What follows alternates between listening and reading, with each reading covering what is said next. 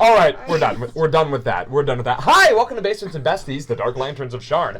We are here to give an episode of a wonderful actual play that we have been creating. I think we're like, 22, 23 episodes 23. Now? This is episode 23? Oh my god. Goodness, sorry, my apologies. No, not my apologies. Oh my god, that's great. Hey, my name is William Tramp, also known as This F and GM. I am going to be the narrator for tonight's game, and we are just about ready to jump into this really awesome game, but I'm going to shill for just half a second real quick. Guys, we have a Patreon now. Patreon. Give us money! Well, yeah. If you want to give, that's awesome. If not, that's perfectly fine too. What you do get access to is early episodes of this show. I'm also looking for what other tiers we could possibly do. But for right now, the 7GM Patreon, you can find it down in the thing. Also, while you're down there looking at things, you might notice that there's a like and a subscribe button. So just got to throw that out there. Anyway, let's go ahead and jump into the non-shilling part now. Yes. All right, let's go ahead and shill our characters. By going through the question of the episode. The question of the episode is, okay, hold on. Before we get to the question of the episode, we're going to swap it. Ooh. Let's go ahead and go through what's been happening. Okay. And then we'll get to the question of the episode. Okay. Ooh. Yeah. So, this guy's a thinker. Keep them guessing. Okay, so after the after the Lantar job, you all had begun a series of investigations based on some clues that you have. What clues can you tell me about, Cassie? So we found several letters and back and forth written missives that led us to looking into who Franklin Windkeep of Quill Alley was, as well as the writer, which was the initials PK. So we needed to find out where Windkeep Alley was, where Quill Alley was, and who this Franklin Windkeep was. And Franklin Windkeep turned out to be an interesting situation. Connor, what can you tell me about the situation with Franklin Windkeep? So, Franklin Windkeep turned out to be a former gang member, and we found in his house that he had copies of missives between multiple parties. And when we met him after some non-traditional interrogation tactics, we found out that he is essentially a message courier between multiple parties. Which group? Now, can either of you tell me who he works for specifically? Which group or faction did we find out that Franklin Windkeep works for? Yeah, he is delivering messages for the Grey Tide. For the Grey Tide. Yeah. Now, so the Grey Tide. Okay, so tell us a little bit about the Grey Tide. So the Grey Tide are a group of changelings who operate under one of the princes in the Lazar principalities. Yes, Yeah. yes, and Prince Kell. Prince Kell, yes, Prince Kell, or as we may know him as from the letter, Captain Well, that's how you met. You got the suspicion you have, but in the letter it was PK. PK. The letter is PK. So, you're starting to see some connections there. Now, Grey Tide, by the way, if Grey Tide were in fact in Sharn, this could represent a foreign threat to the nation of Breland and the people of Sharn. And you guys suspect that the Cirque d'Étonnement may be part of this faction. Is what you're saying? Yes. Okay. At least. Now, after dealing with Franklin Windkeep, you then decided to take your investigation elsewhere. Dennis, do you remember where you guys took your investigation? We searched out a artificer that was down on the docks. Well, actually, first we went to the Cirque area and started asking around. Ship's towers. Specifically, yeah. Including some time gathering information in multiple bars and to help us find somebody that may be able to assist with some of the questions and finding the materials we were hoping to find. Yeah, because you were led there by a request for materials in one of the letters, and you were told to find Galinda Garl. The message says, because it wasn't to you, the message said to find Galinda Garl in the ship's towers, right? So you began your investigation looking for Galinda Garl. You ended up finding Galinda Garl. And in the process of discussing Galinda Garl, you learned a couple of things. I believe through your you trying to kind of pull off your I too am a scientist. Yeah, exactly. Right? Yeah, something of a scientist myself. We discovered that at the very least she seems to be smuggling illegal dragon shards. Yeah. And for what else she might have, we haven't really looked too far into that. I was planning on segueing into that. Yeah, but then something happened. There was a bit of a problem with your discussion with Galinda Garl, because one of your very own decided to. What you didn't see on camera is that Sarah just burst through. Like Kramer. Me. So Sarah, why don't you go ahead and tell me why we didn't finish the conversation with Galinda Garl? There was a really attractive box. Like how attractive? Cool box. Very attractive. And I wanted to know what was inside that box, its thoughts, its feelings, its content, so I could take them. But what did you find instead? That there was a protection glyph that blew us up. A glyph of warding, which blew up blew up the entire Apartment. Well, it's not an apartment. It is a workshop filled with alchemical reagents that then exploded with this cacophonous kaboom, and leaving. And the wreckage above, most of you were dumped into the waters of the Dagger River below, but Galinda and Adelaide, disguised as intern Amy. yes, yes, Adelaide disguised as intern Amy, who she definitely bought into the idea that you are just this vapid intern. So where we open up the scene is how we're going to introduce our characters, because as your characters see their lives flash before their eyes with this explosion, what is one moment from your life that your character sees flashing before their life that maybe we haven't heard about yet? So we're going to go ahead and start this off with Dennis. I'm Dennis. I am RJ, the Warforged Adept, who is exploring his place in humanity while being dedicated to the defense of Breland.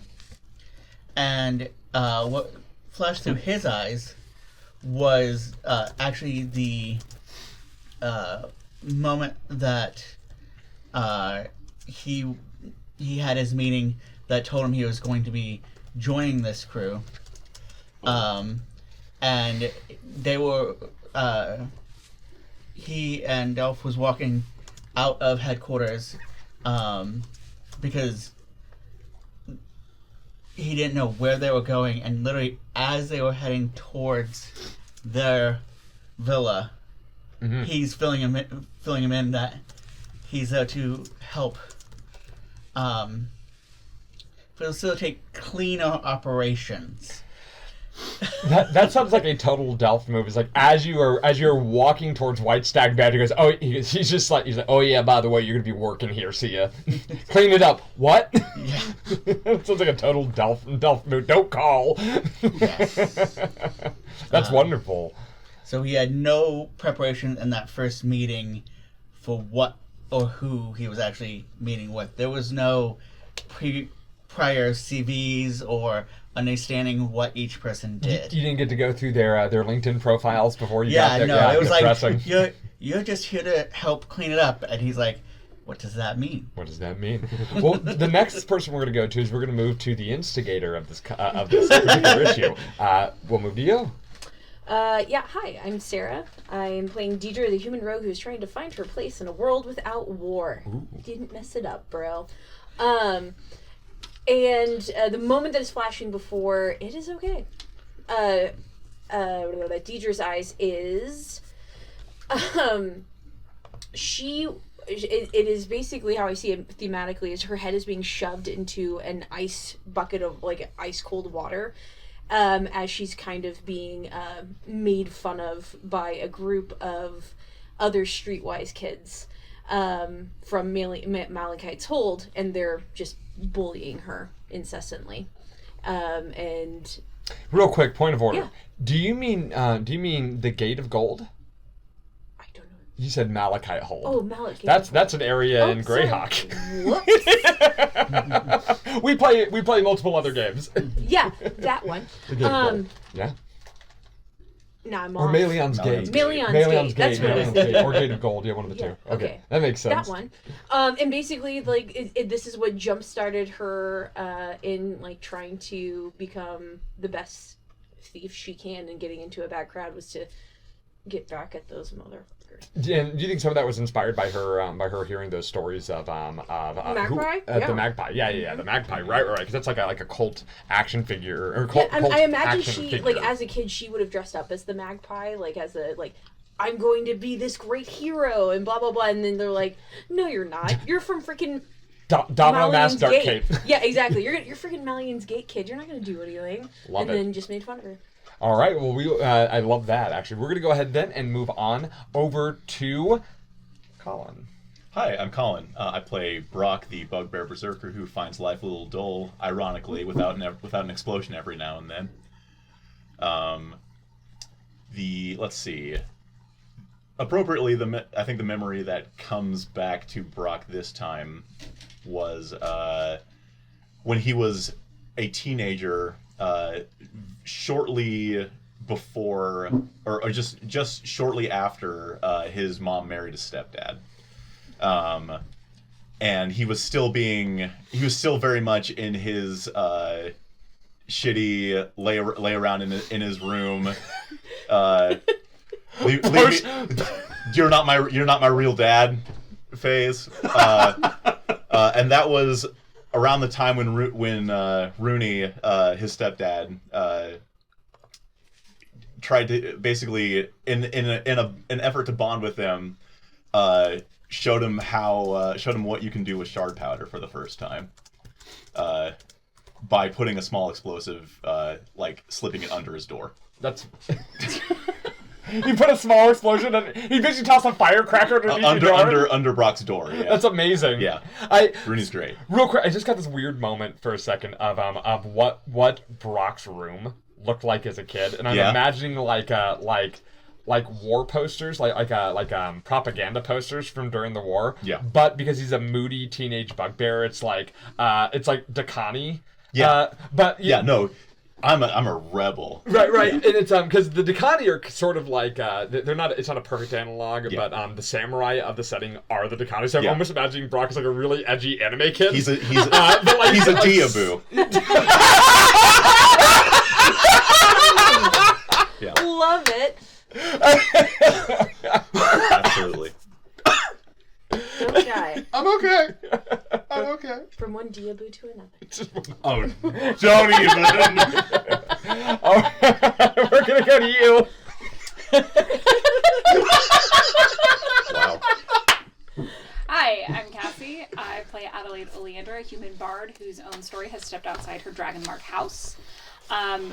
What went through Adelaide's mind was a time sort of early on in her education at the 12 with Frances, and the memories of her holding and comforting and consoling a crying Frances who does not cry publicly. Yeah, of course you want it now. Step but- up her Dinieth lip, right? Yeah, very stoic, but him crying in her arms and her comforting him because he was still heavily grieving the loss of a family member, of a loved one. And I think part of that is because that could happen again. And just the bond between her and Frances, and trying to be that shoulder for him. Well, then, especially how that kind of flashes over to the bond that you have now, the bond that you're creating with Frances's younger siblings, right? Which not only creates new bonds between them, but strengthens. And then, hey, he's about to face that again. Right. Isn't he? Yeah. Wonderful. We're going to go ahead and let's go back to where Will says wonderful, but aggressively now. All right, we're going to go ahead and move. Lastly, we're going to move over to you.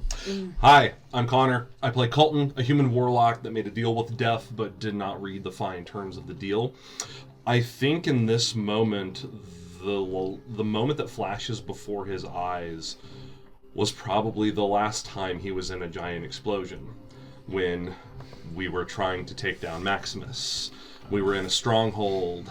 and things were hectic and chaotic, and he's gone into his wraith form, and things have completely fallen apart, and he has his wand trained on Maximus, ready to shoot him, and Vansis is screaming, "Don't! We have to take him alive!" And Colton's just like, "No, I want to kill him. He's a traitor," and everything is falling apart.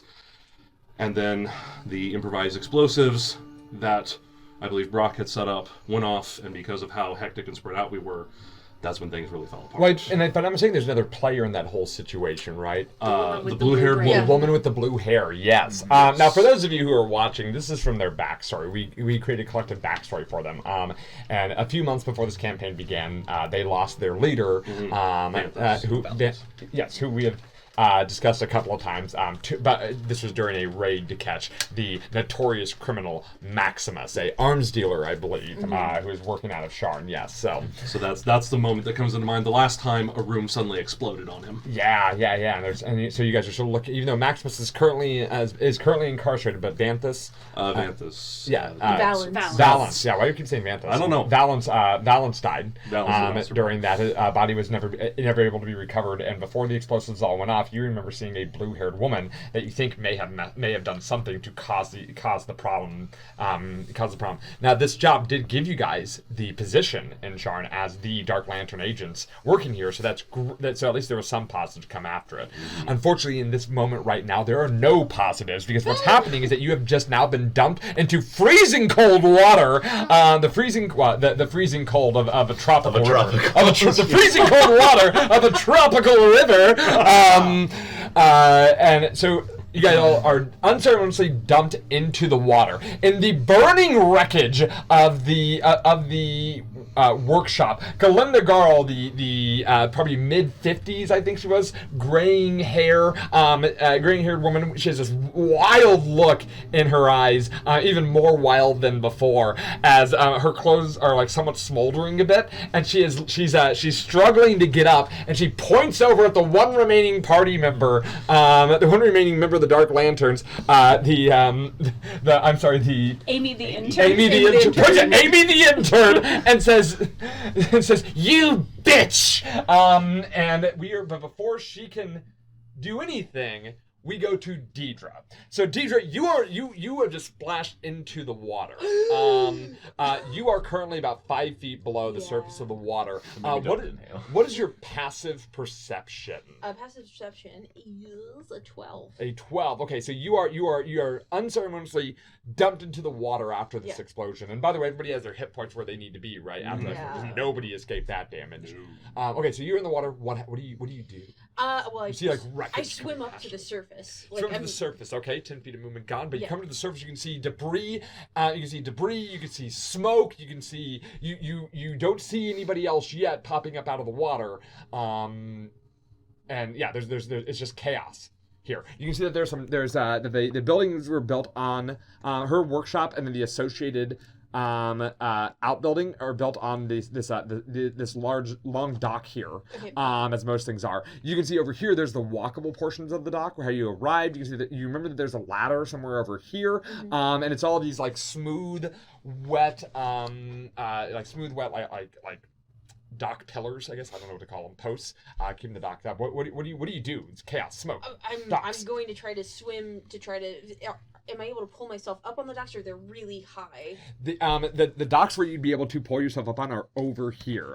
You could try to basically you try to go over here. What you're doing is you're trying to climb up the docks that are holding the building up, which are not made for so you could try to do that. You can certainly try it. Am I able to swim underneath it then to yeah, you could absolutely do that. Then I'm going to spend my turn bonus action dashing to get as far as I can to excellent. swim. Swim speeds can be each square counts as 2 for you, unless you have a swim speed. Yep. I do not. Okay. As Deirdre is kind of takes note of the situation, she starts pressing through the water, and the chaos and the wreckage here, and we're gonna move to Colton. So Colton, same thing. By the way, what stereotypical armor do you wear? If you were, I know we're you not using armor, but are you light, medium, or heavy? Light. You're in the light. Okay, so you're about 5 feet underneath the surface of the water at this point. You see debris falling through the water. Your ears are ringing. You did not hold your breath. No. What do you do? Colton immediately pulls himself up to the surface like Dee does. 10 feet of movement.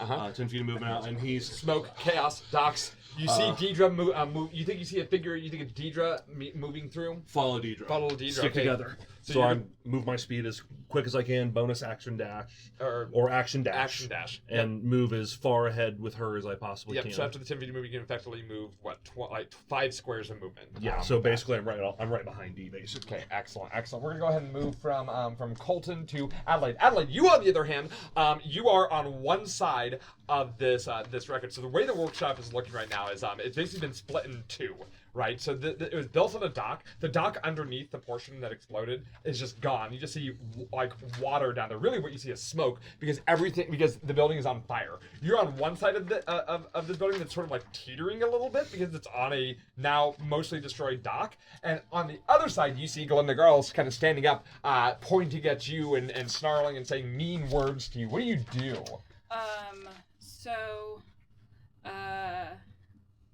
I am going to, I need to get us up, so I am gonna using my voice as my as my focus. Sure. I am going to start lilting, and I am going to do a Song of Clarity. At the start of a creature's turn, if it's not at 0 hit points, the creature may expend and roll one of its hit dice to regain hit points. And all of you can do that because of my sort of increased abilities with my focus. So I am doing think of Irish lilting vocally. What's the range on that? Any range on that? As long as they can hear me. As long as they hear. Okay, so anybody who's underwater can't hear you, but anybody who's at least coming up to the surface of the water would be able to hear you and take advantage of this. And basically, I think so I'm concentrating on it until I think everyone gets through it. It is my understanding of it because it is a concentration thing. It's sort of weird because of the extra thing. So that doesn't actually cost me anything. Ooh. Nice. But it does mean I can't do anything verbally right now because I'm singing. And then I'm going to. Sorry, I was looking for something and I can't find it.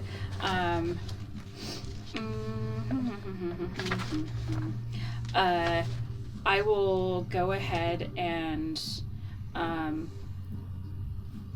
pull out my rapier.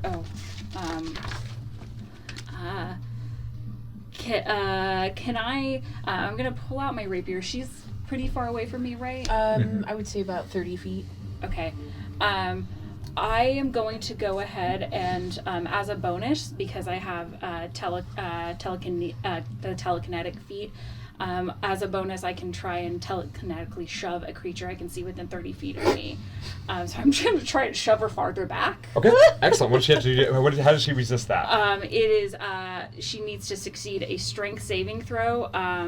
It is 8 plus my proficiency, so 10 plus my modifier is 14. Excellent. She gets a 15, actually. Okay, so as you shove forward, she kind of grits her actually, I like to imagine because she's an inventor, right? So as this wave of force comes for her, you hear a slight whirring sound, and you hear a click, and the flats of her shoes suddenly go up to heels, as they basically stick a spike out into the ground, and she just doesn't move. And for my action, I'm gonna actually sorry, I can't really see where I am. You're right here. But I am going to. Can I actually just take the defensive, do dodge, a defensive or dodge? Yes, I'm gonna dodge. Okay, sounds good. We're gonna go ahead and move over to her. So what she is going to do, she's just resisted this, seeing that you have some sort of magical capability. She has decided that you are a threat. So she goes, I guess there's more to you, isn't there, intern Amy? She snarls, intern Amy. We are going to go ahead and go with a... What is she gonna do to you? What is she gonna do to you? Okay, so she pulls out out of her kind of tool, kind of like a tool vest, I guess she has on it, right? She pulls out a slender wand, and like clicks a knob around, and you see this bright red light go, and as she points it towards you, a bolt of flame just comes racing at you. This is going to be a nat 20. She has disadvantage on attacks. Oh, she does. Because I took a dodge. Oh, that's right, she does. That's right. Okay, so that's going to be a 14 versus your armor class. That meets. That meets, which is enough to hit, but it's not a critical, so that is a good sign. So this is a firebolt. You're going to go ahead and take...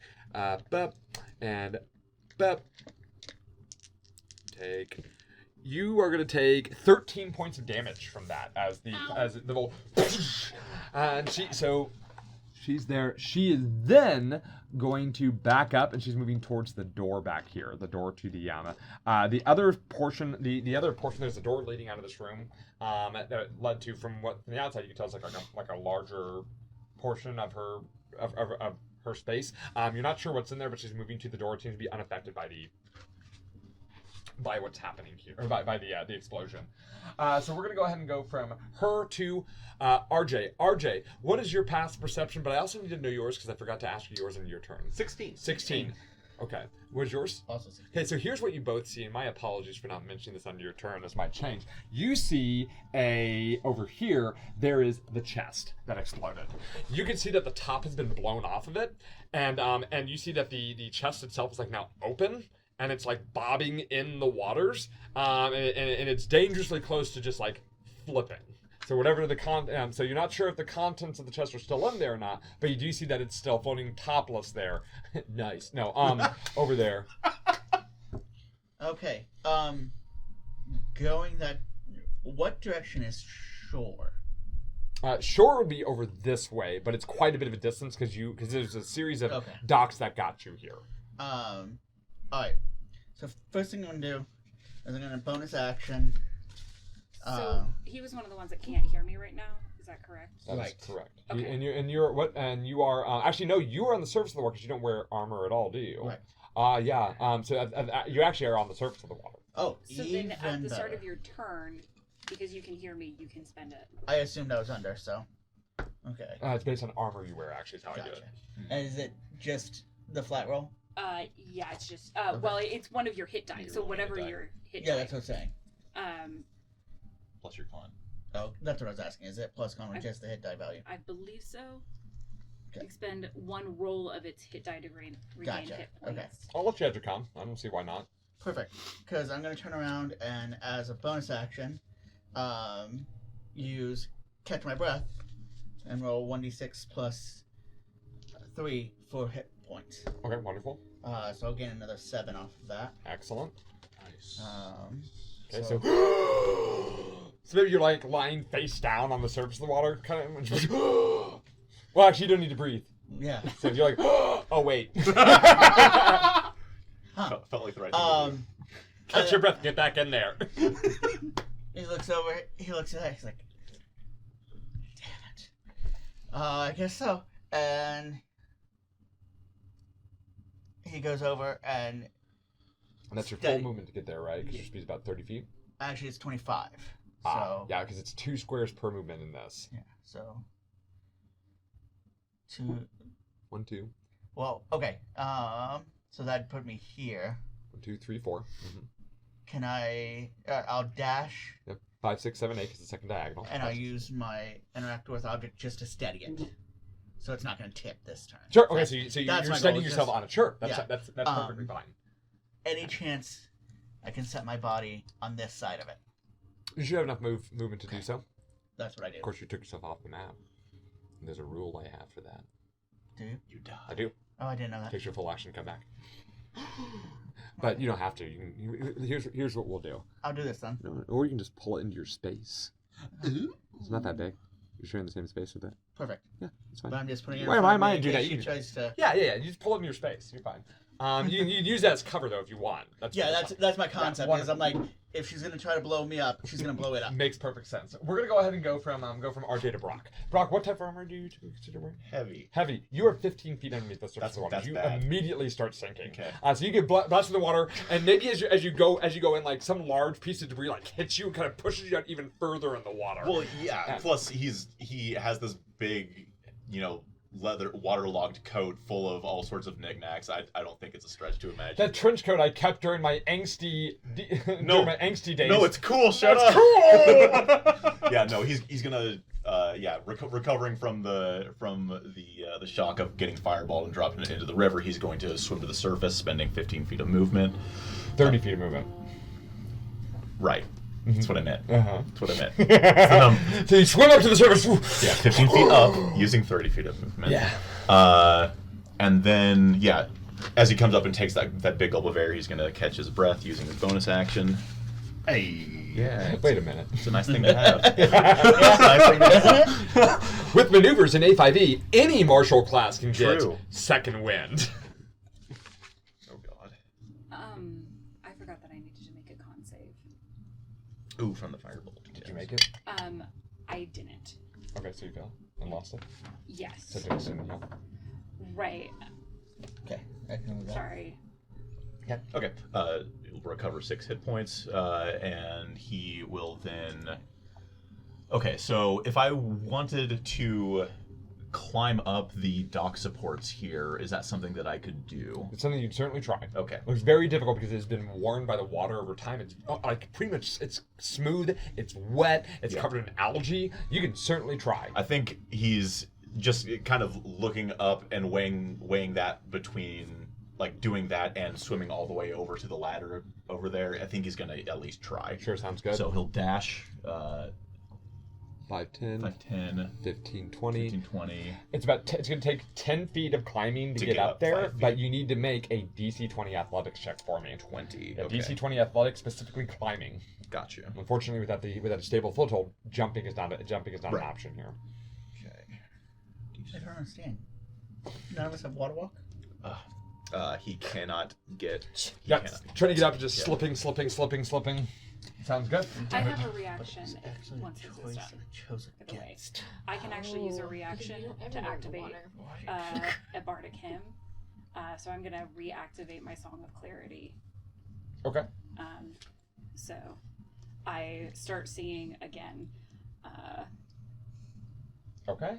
Sounds good. And that's not a spell. That's just your bardic music ability, correct? Mm-hmm. Okay, wonderful. All right, so you start anything. Your turn is done, I assume. Yes. Yeah. Okay, we're gonna go ahead and move back to Deidre. So Deidre, you've been trying to swim back across through the wreckage there. What do you do? I'm gonna. You can heal. Okay. Oh, that's a D8. You're not that cool. That's a D10. There it is. And each of us can only benefit from that once, 7! right? Okay. So sorry, you two have to wait another round. All right. I'm gonna be doing the same thing that I did last time. I'm going to go ahead and dash so I can get back to. So it's 2,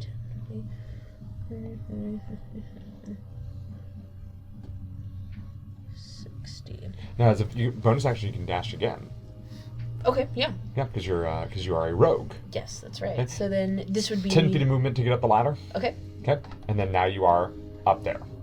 Okay. So 10, 20. Well, it's 10, 15, because now you're back to 5 feet because you're Oh, walking 15, because you're yeah, walking on 15. solid ground. 20, 25, 30. That's where I She go. has sea legs. And so you get back up, you start running back across the dock. At this point, as you get up there, you can see that there are people standing, kind of starting to make their way up to the boat, look to see what the heck has happened. Because remember that there's this ship over here that's been converted to like apartments, and right next to them, a building has exploded. So they're starting to look with like shock and you can hear kind of shouts off in the city because there's a plume of smoke now rising from your location. It's very obvious that something has happened here.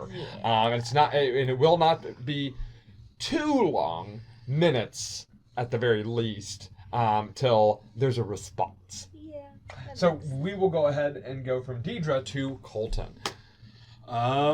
Second verse seems the first. I can't do anything in this water, so I'm going to Now try you can and heal at the beginning of your turn if you'd I like. can! Yay! Thank you for reminding me. Cassie was. I was just louder. Thank you, Cassie. Cool. 8.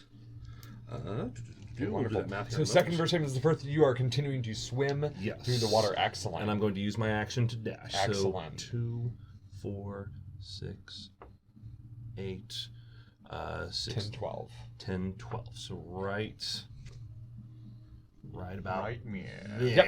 That's where you'd be able to get at that point. That's basically my turn. Okay, so you're rush through the water as fast as you can. Unfortunately, your very nimble compadre is far outpaces you, but darn it, that's just what she does, right? That's how it goes. Exactly. We're gonna go from Colton to Adelaide.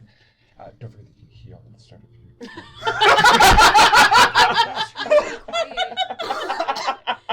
No, what's your turn? Cassie What is do you good. do? It's- It's Adelaide. So, I am going to heal at the start of my turn. I also just wanted to mention, because this is the first time that I've ever used my bardic hymn. Sure.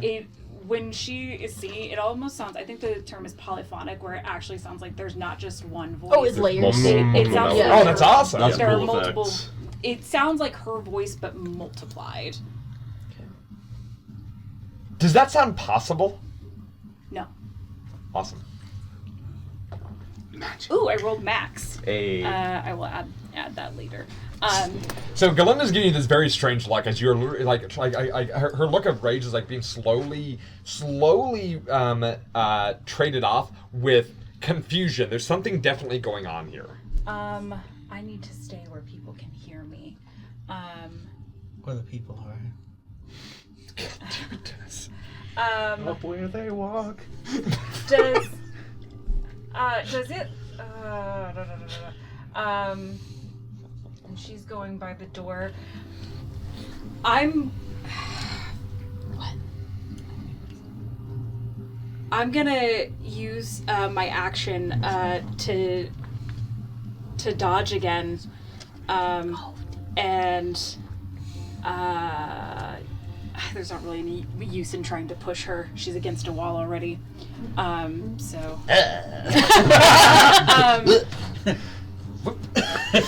Can you pull? I don't think I can pull. I think it's just show up. Huh? Shake that old woman. Oh. 5 feet towards Them you. brittle bones. Why? It I just could says- be someone's grandmother. You don't know.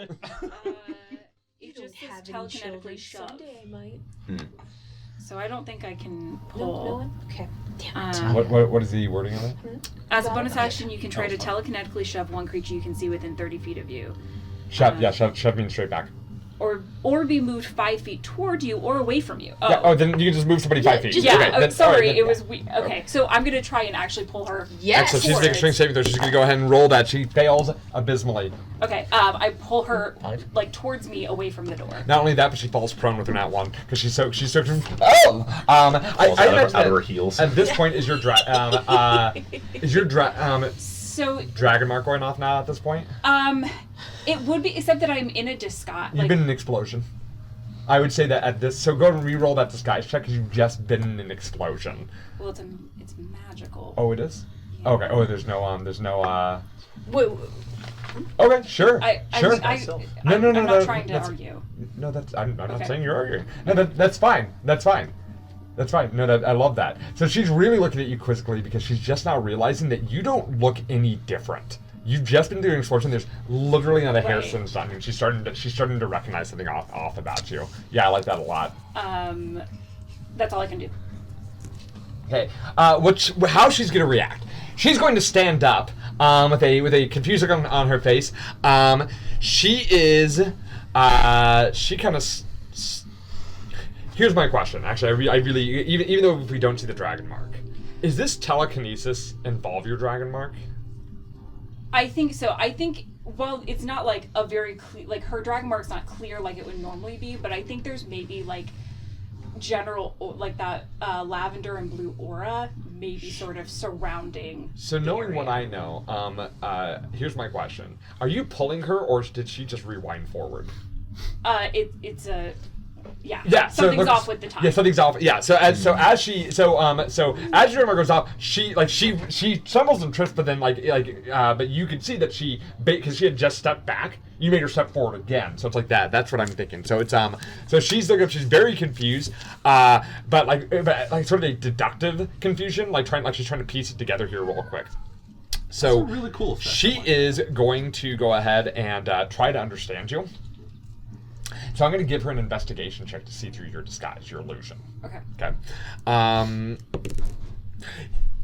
Yes. Nat 20. Okay. So you see her kind of looking looking you over, and she sort of sneers, and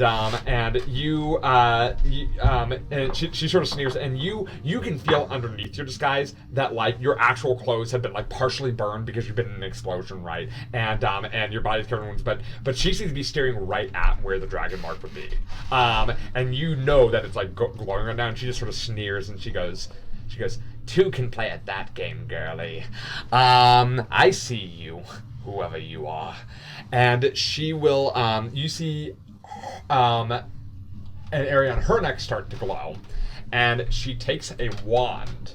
She has this wand, and she just, the wand starts to glow with that same kind of purplish lavender color, and she drops it onto the ground. As she does so, the wand in midair, you see, it explodes out with these little spidery legs of wire that are just kind of forming out of nothing. And the wand hits the ground like a spider, like a walking stick, right? And then just starts skittering around. And as she does so, she stands up. That's her bonus action. She stands up. She turns, and then she runs to the door. Interact with the object, open the door, and she gets. I believe she should have enough movement to get through the door. Did I note it? You said it lights up. Do I recognize what mark it is? You can give me a knowledge of arcana to see if you or investigation check, or I'm sorry, perception. Perception will tell you if you saw enough of it to know what mark she has. 5 perception. You are not sure at all. You have an idea of what it is, but you don't know what exactly just happened. So she rushes through that door, and there's this little skittering wand there. We go to the wand's turn. The wand, as it kind of points up at you, like a tiny little, you see the end of it still kind of light up again, and it shoots, kind of kicking it back a little bit on the ground. That is. It has disadvantage because I dodged. That is going to be a 14 versus your armor class. That meets it. Was that? Okay, there we go. Sorry, I don't know if you heard me as you were moving. It has disadvantage. I know, 14 versus your armor class. Then yes, it meets. Yeah, so you're going to go ahead and take from that 10 more points of damage. Fire. Okay, so you got this little walking wand that just goes and gets blown back. We're gonna go ahead and move from walking wand to RJ. So RJ, you are now holding onto this chest. You've grabbed onto this chest. You're floating in the water. You've got to kind of hold as cover. You can see. You really more hear rather than see what's going on up there. Yeah. On flashes of light and singing. You could heal at the start of your turn, by the way. But you're holding on to this chest. And what are you doing? So the first thing I will do is heal. But while I'm healing, that was the worst roll in the first time. Oh well. Neither one of them were good rolls, but it was still good. I'm gonna kind of try to flutter myself up with my kick and pull this down, not to tip it, but just enough that I can see in, to see if there's stuff in it still. Well, you would not have enough time to pull it out. Really, I mean, you could, but to go through it at I this just point, want to make sure something. you see a sealed note and a bag. Ooh. Cool.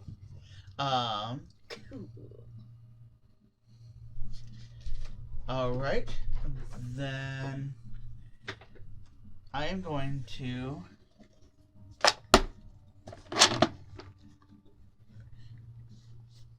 There you go. I love There's your props. box. Yep. Hold your box, Dennis. Props are great. I'm going to bonus action. Step of the wind, or the equivalent. I can't remember what it's called in this one, but so I can dash as a bonus action. Yeah. Or it gives me the ability Sure. to Yeah. dash. Yeah. So I'm gonna get over here. How heavy is this? is it this size or? It's about that heavy. Okay. Cool. Then I'm going to try to find one of the posts. I know they're slimy, but I'm going to try to grab my feet and haul it and myself up onto the edge over here. While holding this chest. While holding this Okay, chest. so you're going to make me an athletics check, but because you're holding this chest, you're going to have disadvantage on this roll. It's still a DC 20. And one of my things is that I can do, for any athletics, I can do acrobatics. Acrobatics, DC 20. But with disadvantage due to the nature of what's happening right now. No, not quite. Just under. Get kind of up there, and I'm like, and he's gonna contemplate on whether he's gonna try again next turn or try to toss it up there and then try to get up. But You also for try this, but he's done for this turn. Excellent. We're going to go ahead and move from RJ to Brock. So I'm We'll gonna regain send some him hit here. points. Thank you, Kat. And I believe that's everybody now. Nice. excellent. Brock's looking much... Solid song. I love that song. It's a great song. Yeah.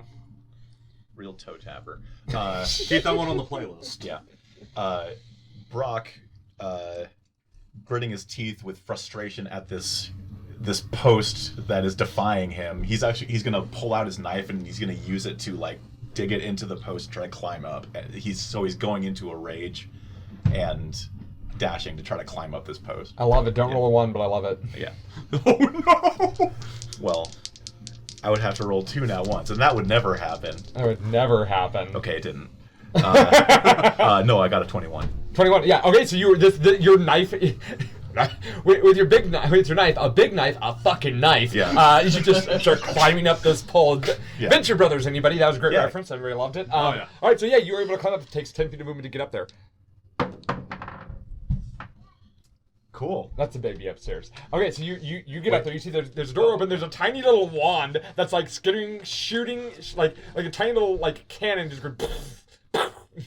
Shooting over there at Adelaide, who is singing and trying to dodge this thing. Oh, cool. Well, if it only took me 10 feet of movement to get up there, I'm gonna stab this thing with my knife. Excellent. So you take your knife, your big knife, your fucking My knife. big Another fucking Venture knife. Brothers reference. Yeah. I love Venture Brothers references. Yes, we all do. No advantage, but.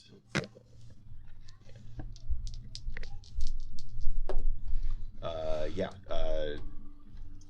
18 to hit. Absolutely. For,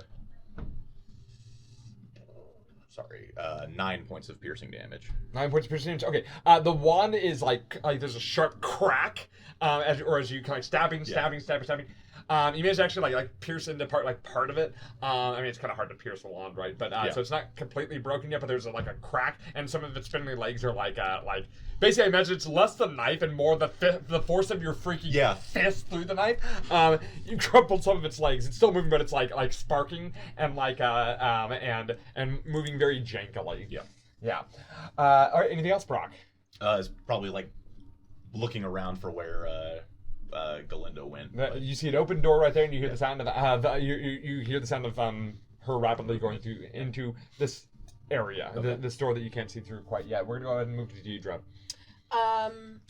So is this like solid brick wall that's just on fire, or? Yeah, this is that's I mean it's brick and it's mostly wood actually. Okay. And it is on fire. Because what I want to try to do is, am I able? I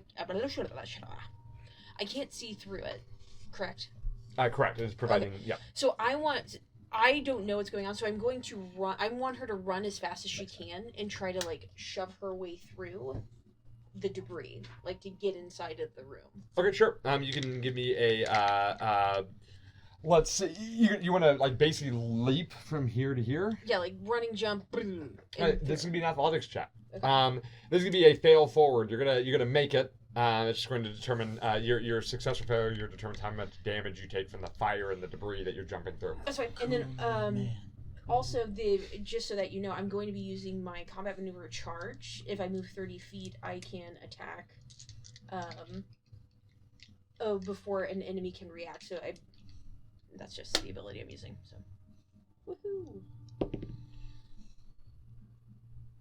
I need a coin, please. Give the fine lady a coin. It is a 3. In that one. No. Okay. All right. Then that is then. Oh, I'm so sorry. It's a 5. It's a 5. Okay. You make it, but you do suffer. 8 points of fire damage. Hey, thanks As for you leap the through. healing points. Okay. 8 points of fire damage. You leap through. You land there. You see that there's this skittering wand there, kind of trying to move about. That Brock is like trying to essentially like Brock's like one hand on the ground, right? Just. Yeah, it's like very, very And then I'm going to, as I'm running through, burst through, pull out the dagger, and then just kind of jump atop it. That's going. It may not work though. 5 plus 7, 13. No, armor class of 14. Damn it! So you try to also jump in on it, but this thing's just like skittering between the two of you, like. All right. Does that change that wall at all, or do you want me to leave it like that? No, it's still on fire. Okay, She just cool. leapt through the fire. It is still on fire. She didn't clear it high enough to not take a bunch of fucking fire damage, basically. We're gonna go ahead and go from RJ Brock, Deidre. Oh, Colton. Colton, comes to you. Hi, I'm still in the water. Yes. 10, 15. So it's going to take me another dash just because it's going to take me my full 30 just to get there, and then 10 to go up. 10 to go up, and you have another 20 feet of movement. Okay. 5, 10, 15, 20. And I imagine it is just getting out of the water, sopping wet, just... Look at pale, wet. You look like a wet dog, like a wet hairless cat. Yeah. I'm suddenly reminded of Wedding Crashers, Oh, where no. the son, the pale son with the dark skin, with the dark hair. That Christopher Walken's like, you tell them, son, you tell that damn ocean. No, because he's got the long black hair. I come up like the ring girl, just shaking the water out of my hat, like. Oh, I can stand. So I don't really have a bonus action. I can't really see anything. That's my turn. I'm just trying to catch up with the group. That's right. We go to Adelaide. All right. So my song is spent. I am going to use a second level because I am very badly hurt because I keep getting hit by all the spells. Ow. So I'm going to do a healing or cure wounds. Wait. Sorry. No, I only have second level healing word. Sorry, I don't have cure wounds. 2, 6 plus 4. Okay. And then so that was a bonus. How big is this gap? It's pretty About big, 10 right? feet. Yeah, Is that 10 feet? Okay. You'll be able to clear more than 10 feet to get across. I can, because that's a strength thing. We'll catch you. I am going to move to the edge, on my side, yeah, and then. Make an acrobatics check, because as I mentioned, it was teetering, and this is the first time you're really moving. Okay. So as you start to move, the whole thing starts to pitch. So I need you to give me an acrobatics check so you can keep your footing. I have an expertise on acrobatics. Come on. So that is 20. Yeah, absolutely keep your footing. Absolutely. And then I don't think this is gonna work, but I'm gonna try and vicious mockery the, or actually, no, because I don't think this is a creature. I'm gonna dodge for my action. Okay, sounds good, It's sir. probably going to hit me. All right, we're gonna go ahead and go from Adelaide to the door slams shut. The door slams shut. Yeah, and then you can hear some sound beyond, and some cursing. We are then gonna go ahead and go to Little Wand. The Little Wand is like kind of dodging between each of you, and It will have disadvantage on attack rolls against creatures other than me because of my ancestral code. and because it also only has a ranged attack roll. True. Yeah. So anyway, so it's trying to flip between you two. I like to imagine that at one point, Brock, you like stand up, looking confused because you kind of lost track of him for a moment, and then Deidre's staring at you with a wide-eyed look as it's on your shoulder, and it goes and tries to shoot at Deidre. So it's gonna roll an attack roll disadvantage. Yeah. That is going to be a nat one. It explodes from the crack and as it goes. So I need you to make me a dexterity saving throw, actually. You're going to Lux explosions. It's true. I love them. 14. 5 points of fire damage. You would have taken 10, but you managed to save. So, kind of like slap it away. Yeah. As this tiny explosion goes off right near you, but it's something that you're not used to. No. And so the wand is now shattered in pieces. We are going to go ahead and move to RJ.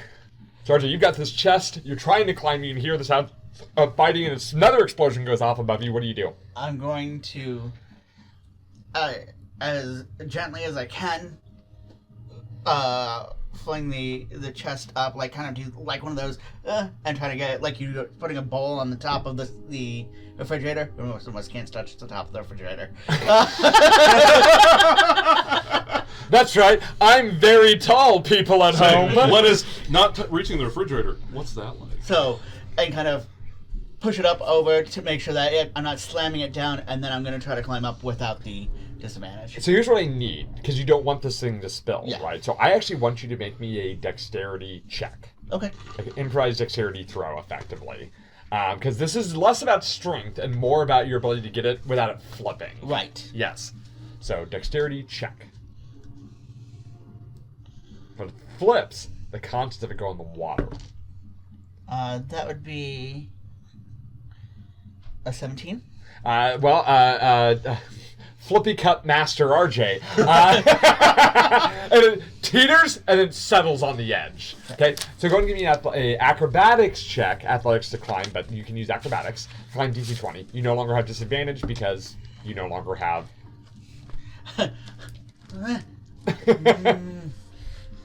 Bonus action, pop another exertion, so I can try again. Please do. Go ahead. That's not one. Ooh, And I'm going to go ahead and eat it. Go ahead and eat it. Okay, hold on. Let's see what happens here as a result of your nat 1. You are trying to climb, and you actually you do the thing, like the water hits you really like a wave kind of pushes you into the pole, and you end up jamming your fingers. Your melee attack bonus is now I'm sorry, your melee attack bonuses are all reduced by 1 for the next for the rest of the scene. Okay. So, okay, so, you got that like, I basically can imagine, like, literally, like, one finger's, like, actually, like, shoved into, because you're a robot, so, like, oh, no. Or even splintered, because I've got the wood, so, like, it's got that, like, when you press wood together, and it kind of does that poof up splinter. Yeah. So it holds no, and then the last thing, help. Brocker, come to you. Okay, well, I'm not really out to get this woman, and I just saw a chest get tossed up onto the dock. So I'm hearing RJ, he'll walk over to the edge of the docks and be like, "Hey, there's sticks," and he'll reach down and like try to pull him up. Sounds good. So you will have advantage on your neck. Actually, or do you want to? I think I can probably just lift him. I think you probably can, but he's also wet, which makes him way more heavier than he is. So what I'm going to have you do is actually roll a strength check. Okay, I accept this. Because you got a waterlogged wooden warforged. True. 14. Yeah, I'll give you that. That sounds good. Sure, you managed to pull him up on the dock, but that takes your whole the rest of your turn. Okay. Yeah. So we're gonna go ahead and go from Brock to Deidre. Thank you. The door is closed. Yeah. I'm going to move to the door. And is there a way that I can fling the door open and then move to the side? Sure. Okay, I do that. Okay, you fling the door open, then you throw yourself to the side. Yeah. Okay. And pop my head out, see what's going on. I'm gonna fling myself to the side, but then I'm gonna come back out of the side. She's a little scared that something's gonna explode, so she's she's doing this. And diving. Sure. You do that. It would not have affected had something exploded either way because you opened the door without checking it. You throw the door open and for a moment kind of wait for a shot and you kind of peer back in, and what you see is it's like a hangar. So it's like a hangar. Okay, so imagine like it's this room. It's large and open. There's kind of like a U-shaped dock, I guess, like catwalk around open water. There's like really no floor to this So it's almost like a sub comes up. Yeah. Yes. Yeah. And in the middle of the water, because there's a little ramp leading down, in the middle of the water is a big metal tube. Okay. This big metal tube. And what you see in this big metal tube, you can see that there are, you see that there's a little hatch. And as you're, as you open there and look in, you see Galinda closing the hatch with a "fuck you," as she closes the hatch.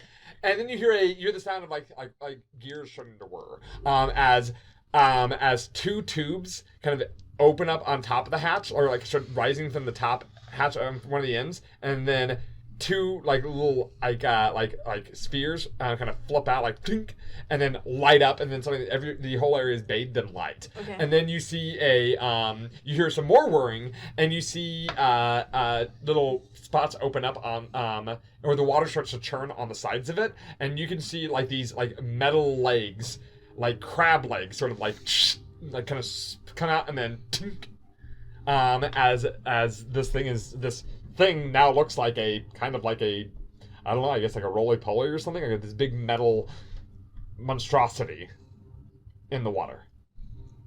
I go out and close the door. Metal giant isopod.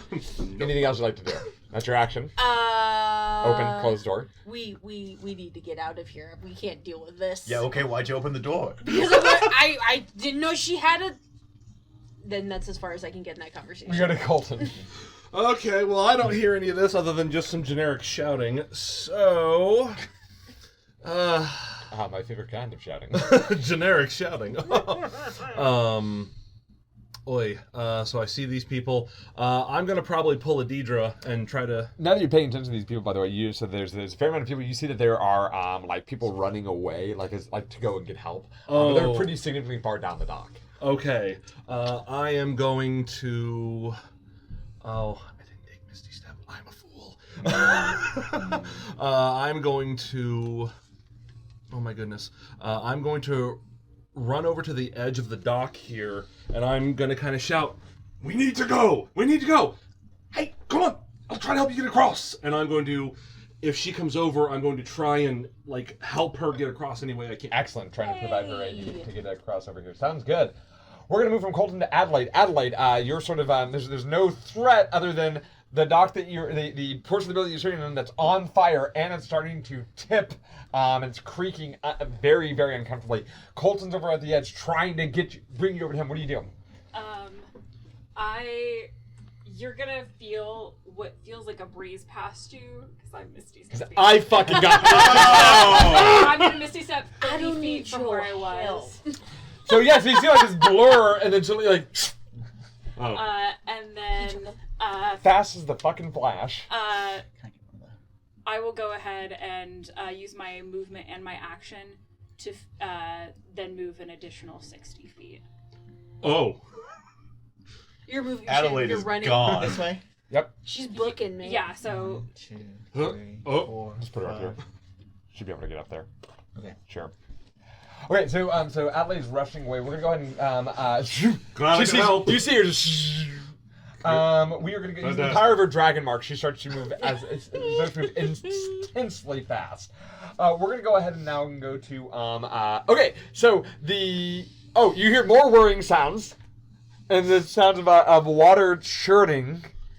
Please stay in there. Yeah, that's what you hear. And some churning sounds, water sounds from beyond that door. And that's what you hear. We're gonna go ahead and go to RJ. Flips this open, grabs the two things he saw, leaves the chest, and then starts heading this way. Wonderful. Booking. Starts booking it. So you're going to start booking it, and we're going to go ahead and go to Brock. So Brock, what do you choose to do here? He's just discarded. RJ's discarded the chest, is now booking it. Well, we already got blown up by the chest. What are we going to do? Leave a perfectly good chest? one man's trash is another one man's treasure. Is that small enough that he could reasonably tuck it under his coat and abscond with it? Sure, but again, the top has been blown off. It's just a box. That's just box. Oh, okay. There was nothing else in there but the two items. And so you pick it up, and you're like, you realize there's no top. It's a solidly constructed chest. A little waterlogged, but it'll still be good. Try to put on your coat. I can use this for You know what? I'm committing to it. No, Yeah, good. And then he will. He's booking it as well. He will try to leap across the dock. All right, so you start to book it. That sounds good. We're going to Deidre. Deidre, you got your back up against that door. You hear that churning sound. What do you do? Well, she's imagining a gigantic mechanical crab like destroying this building. So she's running. Like I'm fleeing the Excellent. scene. Sounds like everyone's booking it, if I'm not mistaken. Okay. So as you start to beat feet before any response can be made by the town, you do note that I am so sorry. What do you know? You do note something odd, Deidre, as you're moving away. Kind of as turn of this dock, you like look over, trying to see what's going to happen. All the smoke rising. You see in the waters beyond, like lights underneath the water, but like moving further and further away. What the fuck, man? As you suspect that maybe Glinda Girl has escaped in her strange apparatus.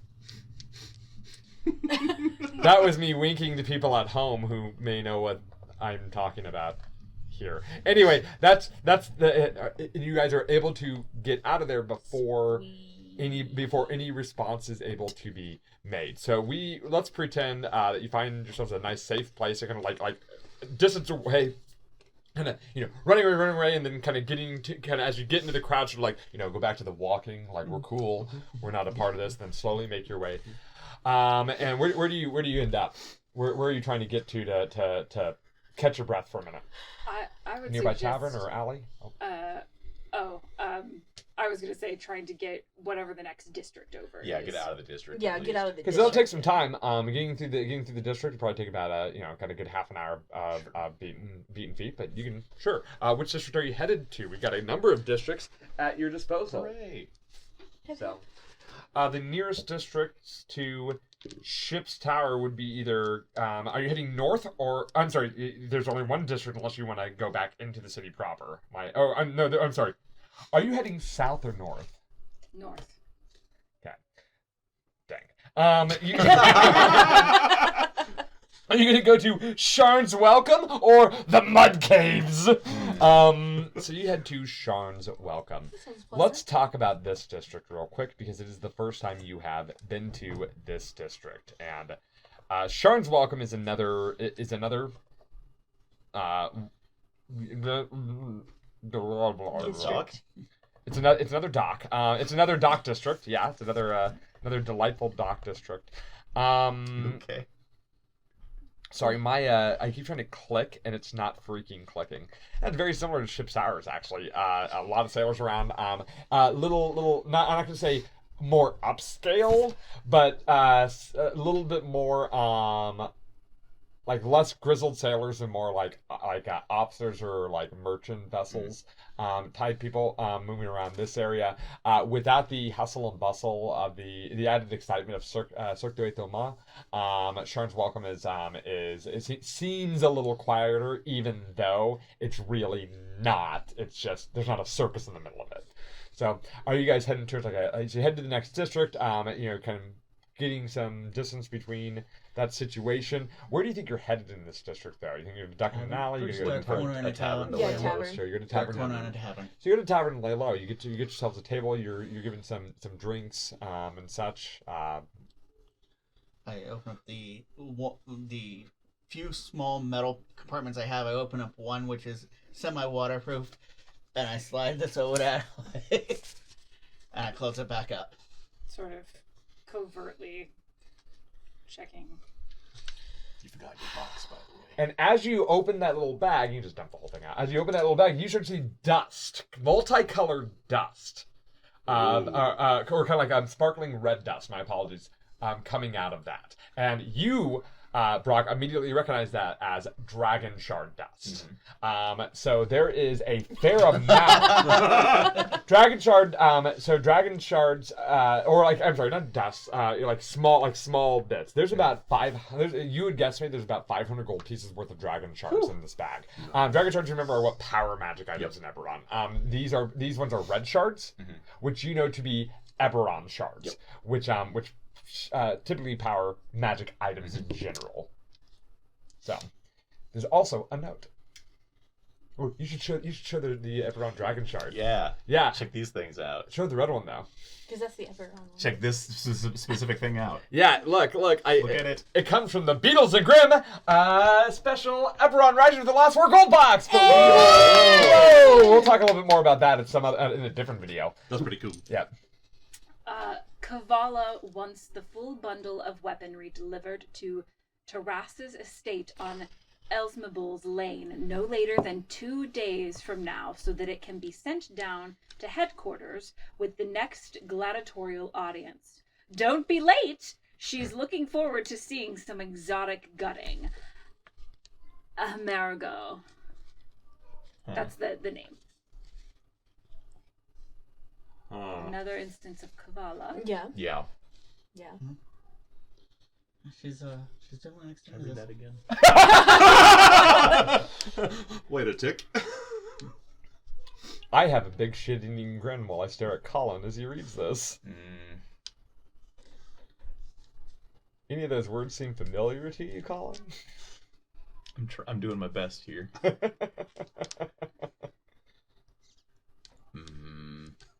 Amerigo seems familiar. It does, doesn't it? Yeah. From a different campaign altogether, doesn't it? Yeah. Wilburon. Oh boy. As we're kind of sitting and she's going through all of this, Deidre's actually going to kind of try to lean over towards Brock and be like, you know what would be really good if there was What's that? What? What's that? An Everett. It's not the same as what you can get in Malian's Gate. It's not authentic. But they could branch out, you know? It'd be perfect. Can't believe you. Brock, it's an opportunity, a business opportunity.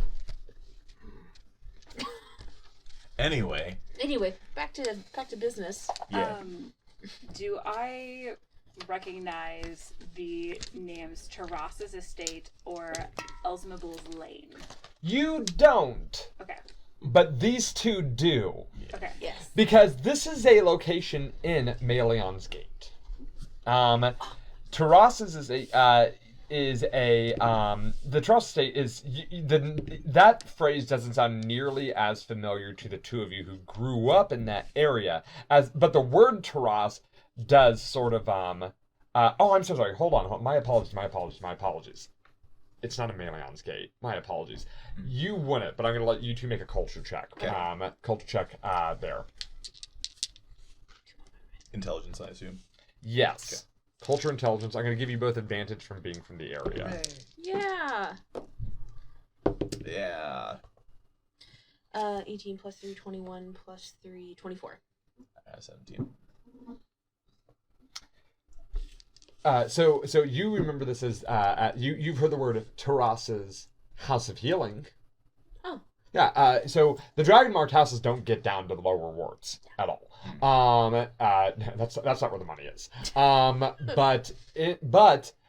So smaller operations have been set up by enterprising individuals, and you know that thieves with money who need a place to crash after a job gone bad would go to Terrace's House of Healing or Terrace's place. Mm-hmm. So that name sounds familiar to you. Yeah. Okay. I relay this. Yeah, this is in the Gate of Gold. Gate of Gold. Yes. So Belinda was delivering weaponry to this House of Healing. Somewhere in the Gate of Gold, and that's weird. I guess not as weird. It given does what, kind given of what make we know. sense. Yeah. She definitely got around with her deal if she's doing that, and Or people, and another group the Tide was trying to get a hold of her for Material. assuming that. Maybe. Do I know of any, like, sort of underground gladiatorial stuff that goes on in that part of town? No. No. I mean, there's some prize fighting every now and then, but gladiatorial Like, combat, that's to, a like, big deal. to the death? No, that's, yeah. That's crazy. Okay. That kind of stuff got outlawed years ago, or long before your time. I mean, Yeah. So, Well, seems I like was it just, might I be was happening. just saying, like, if like in Deidre's mind, she's like, if Gladiator, that makes sense. It was outlaid years ago. No, No. who cares? Well, yes, but actually... yeah, but actually, there's plenty of prize fighting that happens though, especially in the lower wards where cheap entertainment, right? Yeah. Just 'cause two people to beat the crap out of each other. The watch doesn't have as much of a presence down there. RJ, there is a cat watching you from a windowsill nearby. Does the A big black and white cat.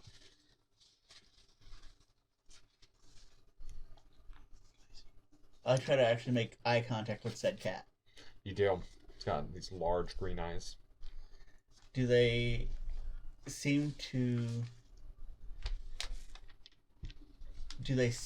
have a more intelligence to them than a typical house cat? Give me an insight check.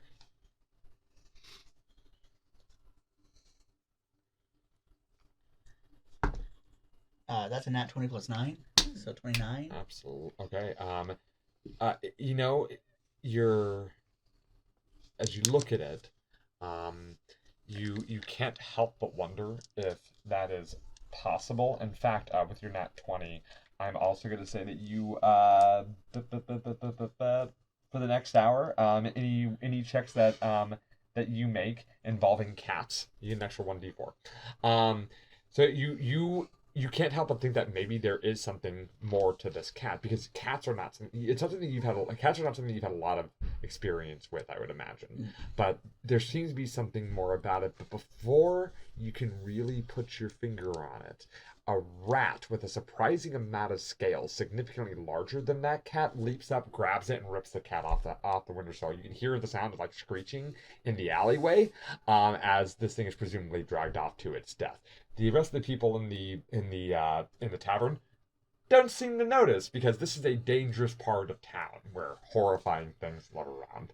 It's a hard place to be a cat. If you'll excuse me for a minute, I'll be right back. And I get up and I go out and like trying to circle around and see if I can follow where it was dragged off to. Sure, you go to a back alleyway and you can see that there is a large rat with more scales than a rat should have, feeding upon a house cat.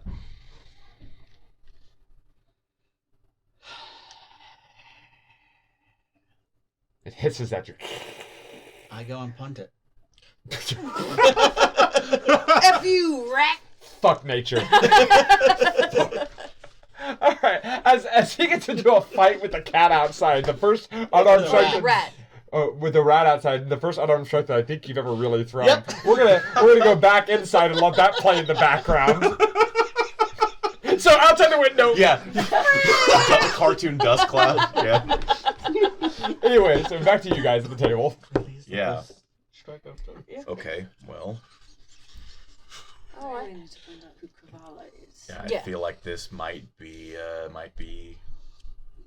way to find out. We have an address. yeah. I don't know. Isn't Kavala also linked with the Fallen place as well? Can't remember what note that came from. It's from the diaries of Arnelvia. Ah. There are 3 eyes with which Nelview's enigma may be seen. The first eye is held by Kavala and lies somewhere within her lair. Ah. Alerts report that this lair can be accessed from teleportal sites within C's Cog's hideouts. Provides a potential means by which this eye could be seized, but in the absence of a synchronized key, these teleportal sites are used. You hear a thunk in a loud hiss, and you hear yelling in triumph. Yeah, go away! Get out of here!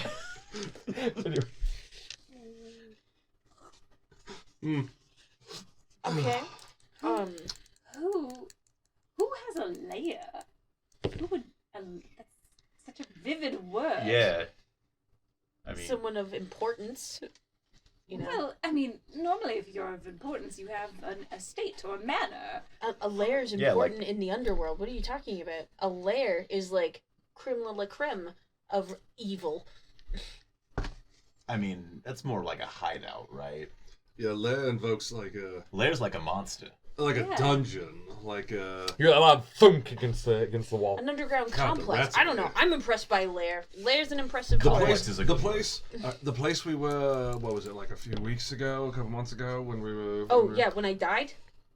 Before that, when we ran In into. the sewers? Yeah, that was more of like a lair. I kind of thought of it as, I guess, a headquarters. Lair just seems like such an interesting word to use. Oh, with that Like kind you of. said, like it sounds monstrous. Yeah. Well, when I think lair, I think of a certain kind of masonry, a certain kind of stonework. You know, really dark, old, kind of dank.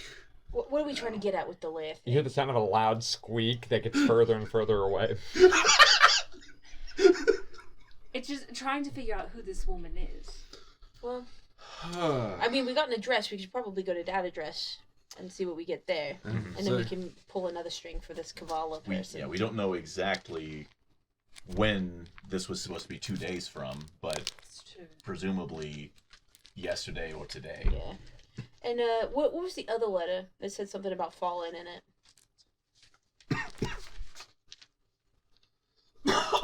We are now certain that the second eye was carried from the Bormar warehouse in the stores to Glass Tower, remnants in fallen. I no longer believe that it remains within the Glass Tower, however. After observing the Tarkanan traffic here, I'm convinced that they must be using a teleportal within the tower. If we wish to track the second eye further, we will need to access that teleportal or otherwise determine where it leads. This is from Charada. So it sounds like Kavala has teleporters, and this Glass Tower has a teleporter. So if we want to jump ahead, it seems like, and get right to the Kavala without going to that address, we can go to the Glass Tower, use whatever that thing is. I don't know how to use it. But and And that's then the go. thing is they're saying that there are these teleports, but they don't. These people didn't know how to use them either. Yeah, they need like a key or something, like the one that we found in the sewers. Maybe it will work. The one we found in the sewers work. RJ takes his seat back at the table. Hey, big man, There you Hey. are. you take Man, care of you what you need out there. Yeah. Do you go to the bathroom? No. What were you doing? There was a really interesting cat that was up there that got taken by a much larger rat. And I know this is going to sound weird, but that cat didn't seem normal for the 10 seconds that I was paying attention to it. And then the rat decimated it. So, You see somebody at a nearby table goes, "Oi, where's the cat?" I wrapped it up and I put it in the box to rest out there. Toby's dead? Oh, I guess. Guys, everybody kind of stops talking, and looks over and he goes, "Toby's dead!" And he goes, No, that's Toby 2. Toby 1 died a few months ago. Now it's Toby 3. We're on Toby 6 at this point. We get a lot of Tobys around here. Hey, what'd you do to the bastard that took out Toby? And everyone's like looking at you. And we can, what'd you do to him? Well, That rat. Yeah. are those normal, by the way? The rats with Yeah, like, dock rats. scales? Yeah, don't you know about dock rats? They all just shrug. Yeah, dock rats. Yeah, everywhere. The bartender goes, "Dock rats," and he points up. And you see above the bar. There's just a bunch of tails like out there that you did not really notice before. You thought it may have been garland. It's not. Giant rat I was tails. half Got expecting it. you to point to a no dock rat sign. Well, after a small skirmish, I punted it as close as far as I could, and it seemed to stop making sounds or movements. Everyone just kind of nods solemnly, and the first man who spoke says, Way to be. I don't understand people still. and that's where we end the episode for the night. Yeah.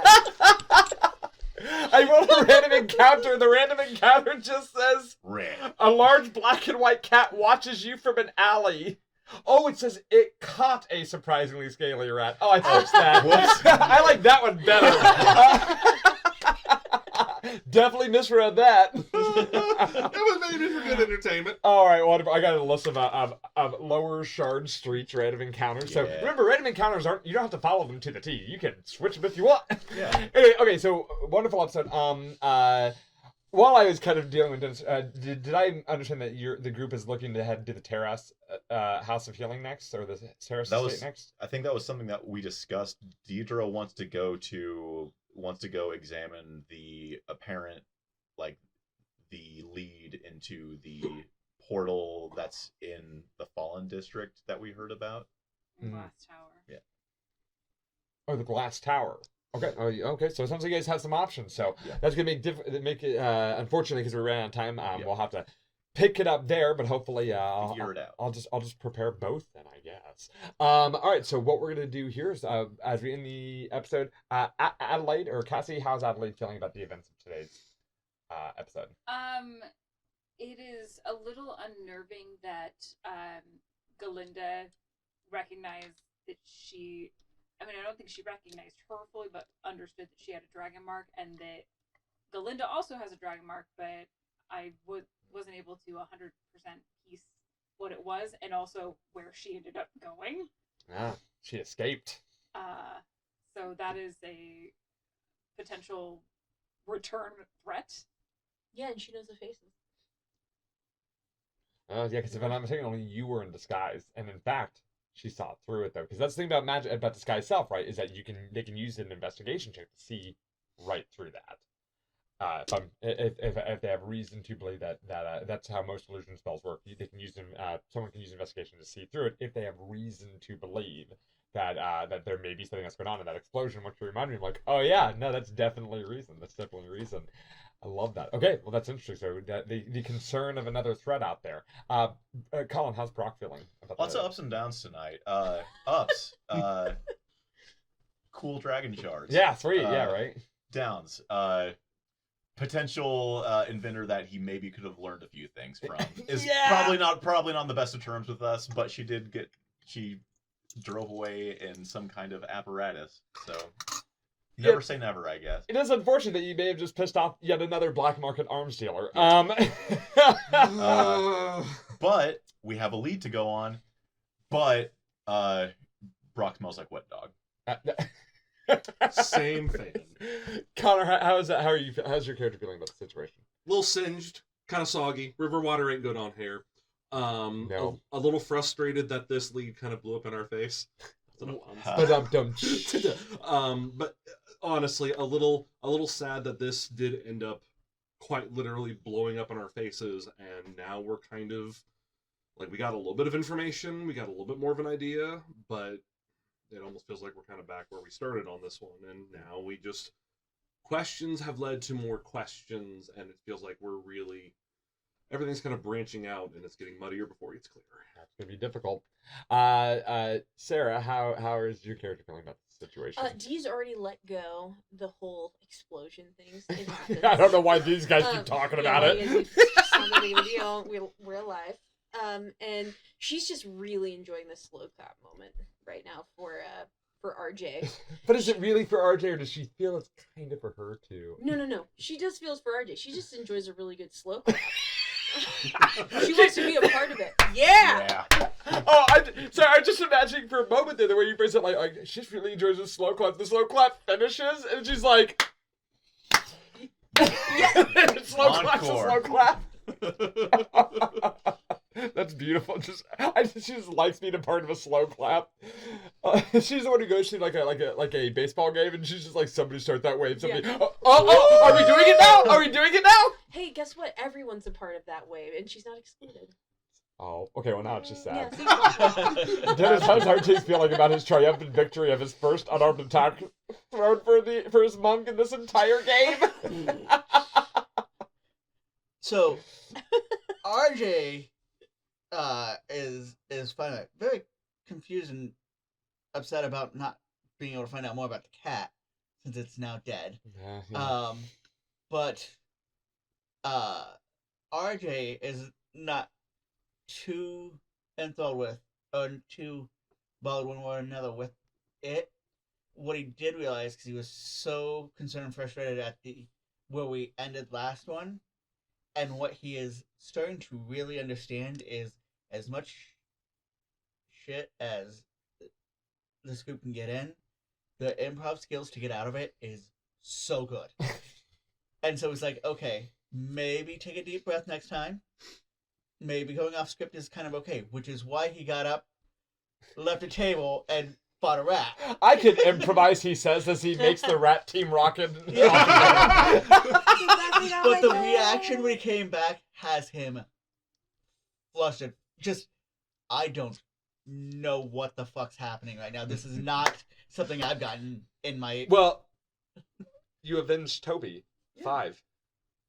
And that's Six. Toby's. But he doesn't understand what that means because he couldn't figure out what about the cat. So like he's sitting there going, "There's something going on here with livings that I still don't get." That's all. Well, speaking of livings, why is that a transition? Hey, we want to thank you. We're gonna go ahead and end the episode here. We want to thank you so much for being here tonight, or being with us, sort of watching this episode. Thank you so much for watching this episode. Yeah, thank you. Again, just as a reminder, hit that like button, hit that subscribe button, tell your friends all about us. I don't know, Patreon something or other. Shill. No, I'm just doing like, yeah. Oh, okay. Don't mind me. Are I'm you- doing my normal I thing. feel like- I have the 2 hands thing. You gotta Don't get your call own me stuff. out! Okay, get your own stuff. That's mine. We're on my channel. I get the 2 hand space thing. Anyway, flip table, end episode. Bye.